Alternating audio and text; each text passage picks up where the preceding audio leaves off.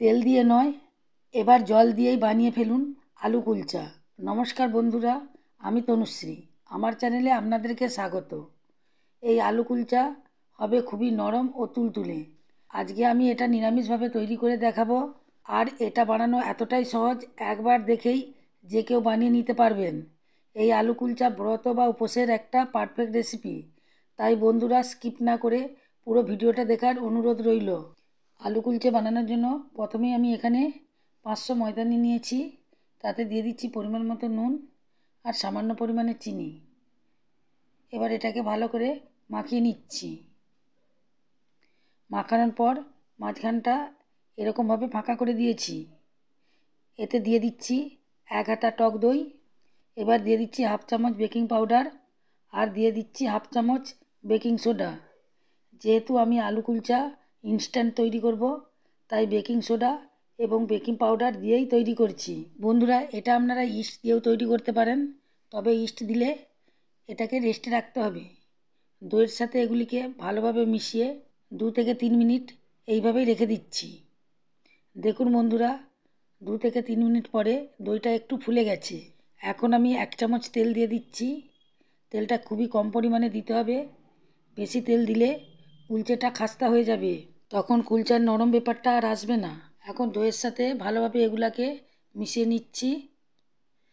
দেখুন এইভাবে একটু মাখিয়ে নিয়েছি। এবার সামান্য পরিমাণে জল দিচ্ছি। জল দিয়ে এটাকে মাখিয়ে নিচ্ছি। এইভাবে সামান্য করে জল দিতে হবে আর মাখিয়ে নিতে হবে।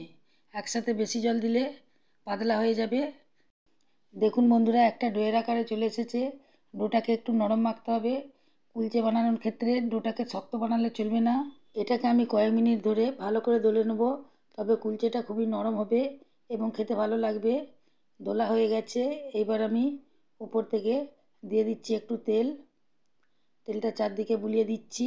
বন্ধুরা, এটাকে আমি 15 থেকে 20 মিনিটের জন্য রেস্টে রেখে দেবো। এবার আমি পুরটা বানানোর জন্য কিছু সেদ্ধ আলু নিয়ে নিয়েছি। এটা গ্রেটারের সাহায্যে গ্রেট করে দিচ্ছি। আপনারা হাতে করেও এটাকে ম্যাশ করে নিতে পারেন, তবে গ্রেটারের সাহায্যে গ্রেট করলে আলু যদি একটু শক্ত ভাব রয়ে যায়, সেটাও গ্রেট করা হয়ে যাবে। আলুগুলিকে গ্রেট করার পর দিয়ে দিচ্ছি আদা, দিয়ে দিচ্ছি কাঁচা লঙ্কা কুচানো। আপনারা আপনাদের ঝাল অনুযায়ী দেবেন। দিয়ে দিচ্ছি বিট নুন। বিট নুন দিলে খুব সুন্দর টেস্ট হয়। দিয়ে দিচ্ছি নুন, দিয়ে দিচ্ছি জিরে গুঁড়ো, দিয়ে দিয়েছি ধনে গুঁড়ো, দিয়ে দিচ্ছি চাট মশলা। চাট মশলা দিলে খুব টেস্ট হয়। এবার দিয়ে দিচ্ছি টমেটো কুচি। টমেটোকে খুব ছোটো ছোটো করে কুচি করে নিয়েছি আর মধ্যিখানে নাতিটা ফেলে দিয়েছি। এবার সবগুলোকে একসাথে আমি এখানে মাখিয়ে নিচ্ছি। বন্ধুরা, এখানে টমেটো দেওয়ার ফলে আলুটা খুবই চটপটে খেতে হবে। মাখানো হয়ে গেছে, রেস্টে রেখেছিলাম। এবার এটাকে খুলে দিচ্ছি। দেখুন কতটা সফট হয়েছে। বন্ধুরা, আমি এটাকে 15 মিনিট রেস্টে রেখেছিলাম, কিন্তু আপনাদের হাতে যদি সময় থাকে এটাকে আপনারা আধ ঘন্টাও রেখে দিতে পারেন। এখন আমি এটাকে এখান থেকে তুলে নিয়ে চোপার বোর্ডে রেখে দিচ্ছি। এবার ময়দা ছিটিয়ে দিচ্ছি এবং ময়দা হাত করে করেই এটাকে আমি কেটে নেব। এইভাবে ময়দা হাত করব আর একটা একটা করে লেচি কেটে নেব। লেচিটা একটু রুটি পরোটার থেকে বড় সাইজের হবে। এইভাবে আমি একটা একটা করে লেচি কেটে নেব। সব লেচিগুলি কাটা হয়ে গেছে। এখান থেকে একটা লেচি নিয়েছি, নিয়ে হাতের মধ্যে এইভাবে গোল করে দিচ্ছি। বন্ধুরা, এবার আমি মাঝখানটাকে গর্ত করে একটা বাটির আকারে করে দিচ্ছি, যাতে পুরটা দিতে সুবিধা হয়। এতে পুরটা দিয়ে দিচ্ছি। বন্ধুরা, আপনারা দেখতে থাকুন আমি কিভাবে এটা তৈরি করব।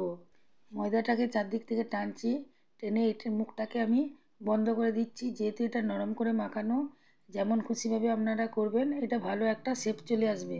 এবার এটাকে গোল করে দিয়েছি, দিয়ে এটাকে লম্বাভাবে বেলে নিচ্ছি। এইভাবে লম্বাভাবে আপনারা বেলে নেবেন। এর উপর আমি দিয়ে দিচ্ছি কালো জিরা, দিয়ে দিচ্ছি জোয়ান, এটাকে আজওয়াইনও বলা হয়, আর দিয়ে দিচ্ছি সাদা তিল। এগুলি দিলে খেতে যেমন টেস্টি হয়, দেখতেও খুব ভালো লাগে।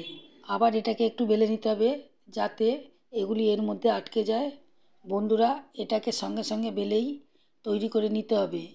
এবার একটা কড়াই বসিয়েছি। প্রথমে কড়াইটাকে খুব ভালো করে গরম করে নিতে হবে। এখন সামান্য পরিমাণে জল দিতে হবে। জল দেওয়ার সাথে সাথেই জলটা ফুটতে শুরু করবে। এবার এখানে বেলে রাখা আলু কুলচা দিয়ে দিচ্ছি।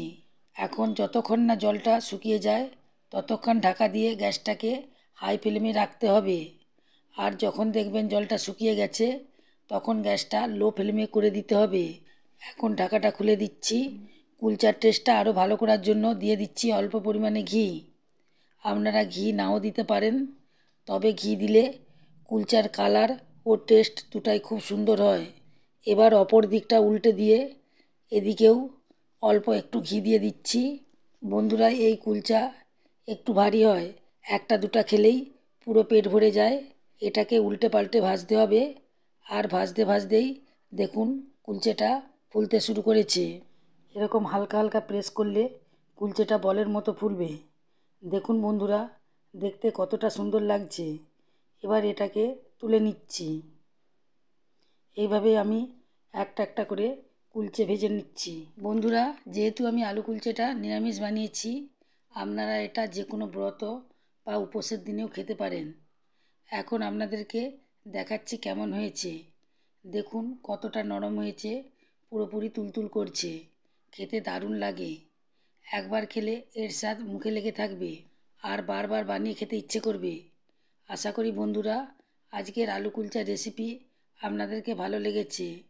তাহলে লাইক দিতে ভুলবেন না।